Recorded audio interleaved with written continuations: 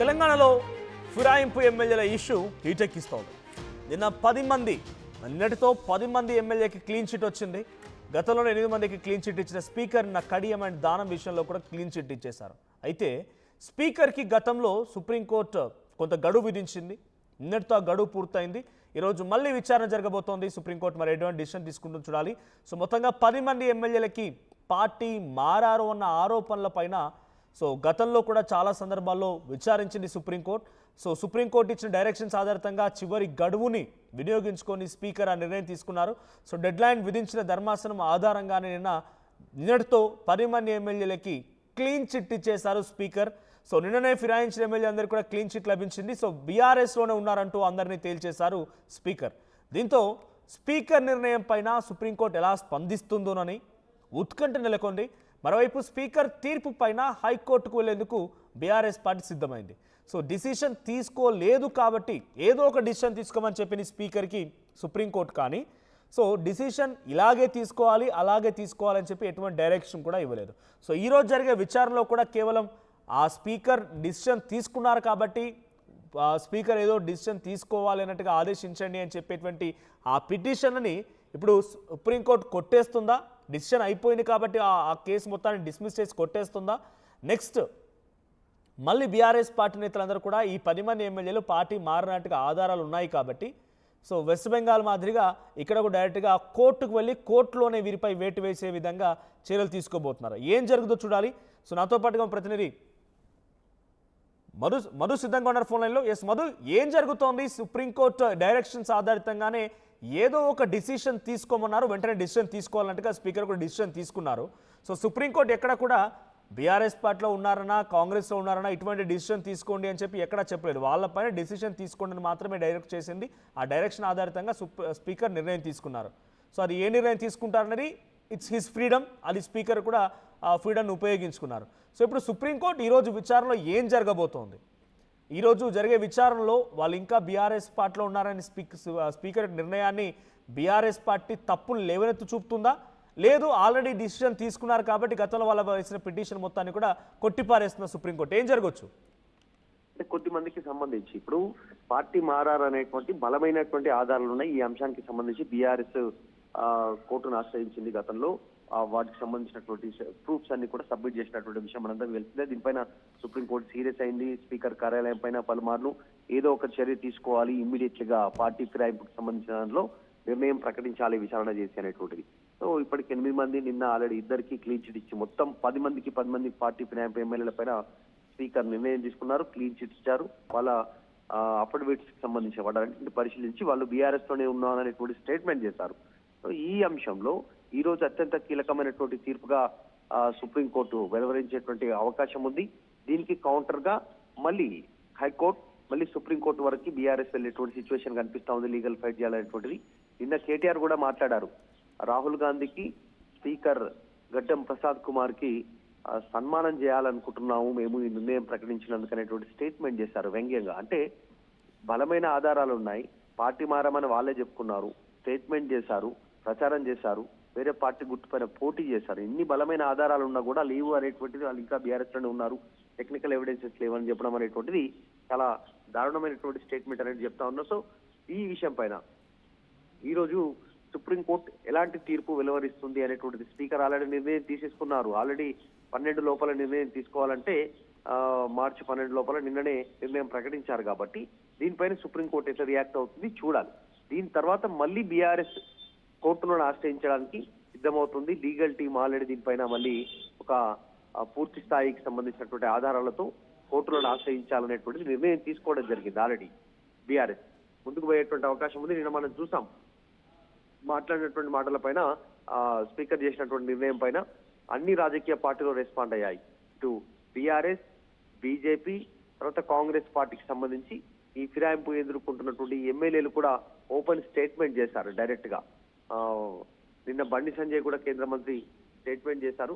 ఈ ప్రజాస్వామ్యాన్ని కూనీ చేసేటువంటి నిర్ణయంగా ఆయన ఎక్స్ప్రెస్ చేస్తే తర్వాత BRS party working president KTR కూడా సన్మానం చేస్తామనేటువంటి స్టేట్మెంట్ చేశారు. మరి ఈరోజు సుప్రీంకోర్టు ఎట్లాంటి నిర్ణయం తీసుకుంటుంది, దాని తర్వాత లీగల్ గా ఎట్లా ప్రొసీడ్ అవ్వాలనేటువంటి బీఆర్ఎస్ ఆలోచన చేస్తాం.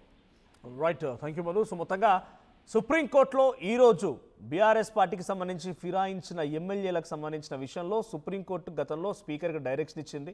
త్వరగా నిర్ణయం తీసుకోమని కొన్ని గడువులు విధించింది. సో నిర్ణయించినటువంటి గడువు లోపే ఇప్పుడు సుప్రీంకోర్టు ఇచ్చిన డైరెక్షన్తోనే స్పీకర్ నిర్ణయం తీసుకున్నారు.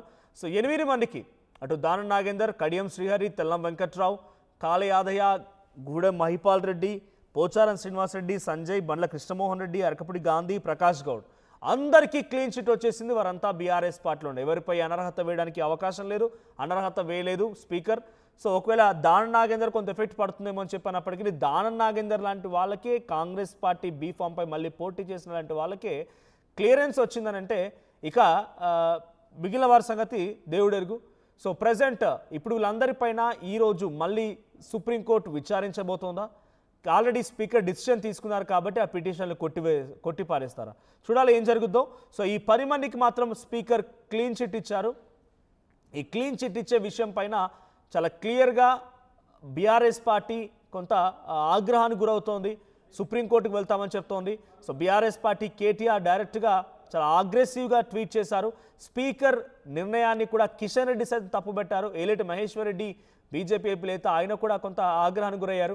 సో వరుసగా స్పీకర్కి కానీ క్లీన్ చిట్ ఇచ్చే విషయంలో ప్రభుత్వానికి కానీ చాలా పెద్ద మొత్తంలో ప్రతిపక్షాల నుంచి కౌంటర్లు ఎదురవుతున్నాయి, ఆగ్రహానికి గురవుతున్నారు. పెద్ద మొత్తంలో కౌంటర్తో పాటుగా ఒక రకంగా రాజ్యాంగాన్ని అధికార పార్టీ దగ్గర పెట్టేసుకొని రాహుల్ గాంధీ తిరుగుతున్నారు. ఆ రాజ్యాంగాన్ని అమలు చేయాల్సిన అధికార కాంగ్రెస్ పార్టీ, ఆ పార్టీ నాయకుడేమో రాజ్యాంగాన్ని పట్టుకొని తిరిగితే రాజ్యాంగాన్ని మొత్తాన్ని తనకు అనుకూలంగా మార్చుకుంటోంది రేవంత్ రెడ్డి సర్కార్ అని చెప్పి కేటీఆర్ ఆగ్రహానికి గురవుతూ ట్వీట్లు చేయడం చూసాం. సో ప్రజెంట్ ఈ 10 మందికి కూడా క్లీన్ చిట్ అయితే వచ్చింది. కానీ మీరు చెప్పండి, ఈ 10 మంది ఉన్న చోట భవిష్యత్తులో ఎన్నికలు వస్తే ఉప ఎన్నిక అవకాశం లేదు. మరి సుప్రీంకోర్టు గతంలో వెస్ట్ బెంగాల్ మాదిరిగా డైరెక్ట్గా వేటేస్తే తప్ప ఉప ఎన్నిక వచ్చే అవకాశం లేదు. సో అలాగే వస్తే కనుక మీరెవరికి ఓటేస్తారు, మళ్ళీ వాళ్ళని గెలిపిస్తారో మీ అభిప్రాయాన్ని కామెంట్ చేయండి. At the same time Danam Nagender ఆర్టీవీతో మాట్లాడుకొచ్చారు. ఆయన ఏం మాట్లాడారో చూద్దాం. దానం నాగేందర్ ఉన్నారు ఎమ్మెల్యే. స్పీకర్ నిర్ణయం మీరు కూడా షాక్ అయ్యారా? దానం నాగేందర్ గారు ఎందుకంటే అఫిడవిట్లో ఏం చెప్పారు? షాక్, డబుల్ షాక్ అయినా నేను. ఎందుకంటే మా అఫిడేవిట్ని పరిగణలో తీసుకుంటాడా లేదా అనేది ఆవేదన ఉండే.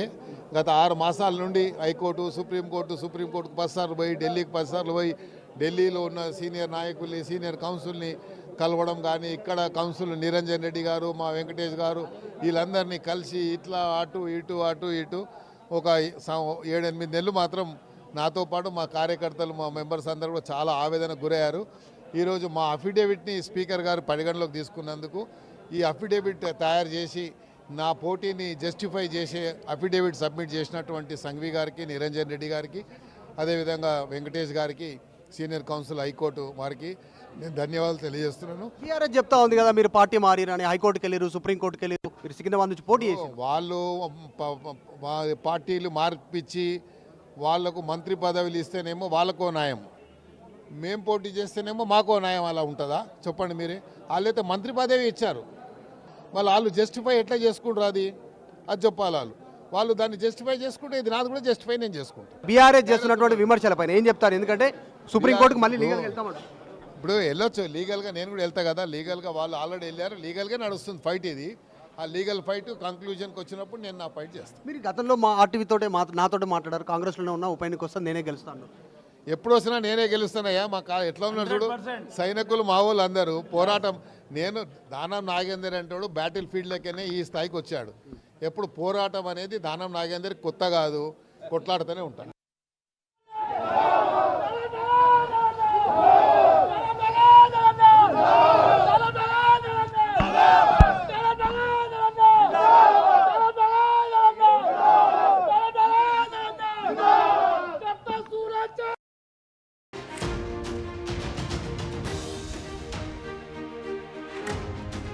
తెలంగాణలో ఫిరాయింపు ఎమ్మెల్యేల ఇష్యూ హీటెక్కిస్తోంది.